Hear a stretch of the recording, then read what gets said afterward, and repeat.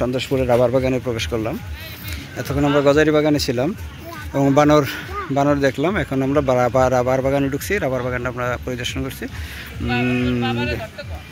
এই আমরা রাবার বাগানে আসছি এবার।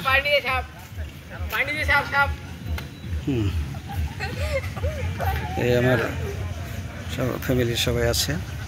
আমরা ঈদের ছুটিতে এসেছি এবং আমার নিজের থানা অথবা আমি কখনো এখানে আসিনি, এই প্রথম আসলাম এবং আসলে একটা সুন্দর জায়গা।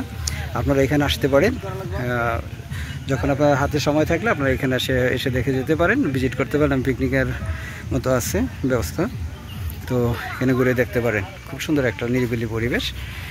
মানুষজন ঘুরতে আসছে, প্রচুর লোক আসছে। তো ভিতরে বানরের এখানে ভিড়টা বেশি।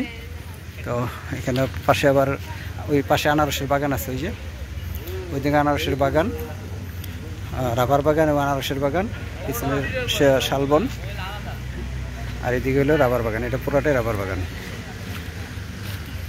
রাবার বাগান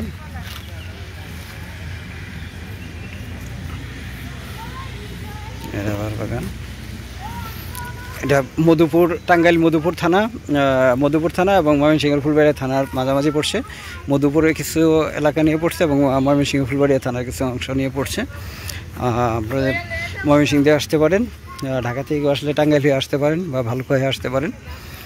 খুব সুন্দর একটা জায়গা, আপনারা সময় কাটানোর জন্য দেখতে আসতে পারেন। এবং এটা মূলত গাছপালা বেশি, এখানে দেখার মতো গাছপালা এবং কিছু বানর আছে, শালবন আছে, সেগুন বাগান আছে এবং আনারসের বাগান আছে। এগুলি দেখা যায় আর কি, ঘুরে ঘুরে দেখার মতো জায়গা, যায় ঘুরে দেখার জন্য। যে মানুষজন আসছে ঈদের ছুটিতে সময় কাটাচ্ছে, সবাই যার যার ফ্যামিলি নিয়ে আসছে, এখানে দেখতেছে, সবাই ভিজিট করতেছে। আমি আমার ফ্যামিলি নিয়ে আসছি, আমার ছেলে, ওয়াইফ, ছেলেরা আছে, বাস্তি।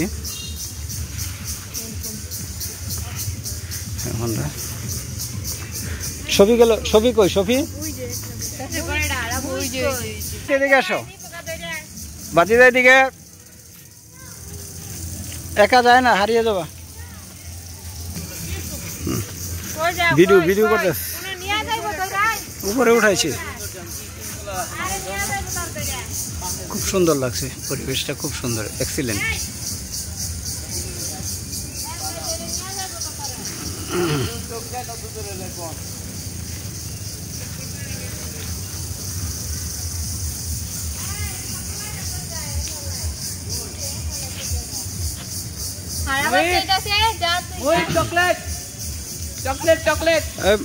মোহিতকে ছাড়বা না, আইসক্রিম।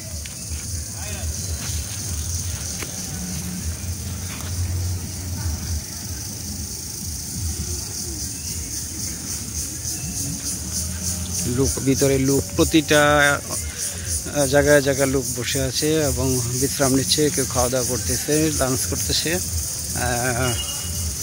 যারা ফ্যামিলি নিয়ে আসছে। খুব সুন্দর একটা নিরিবিলি জায়গা, ঘোরার মতো, সারিবদ্ধভাবে গাছ লাগানো, ফরেস্টের অধীনে।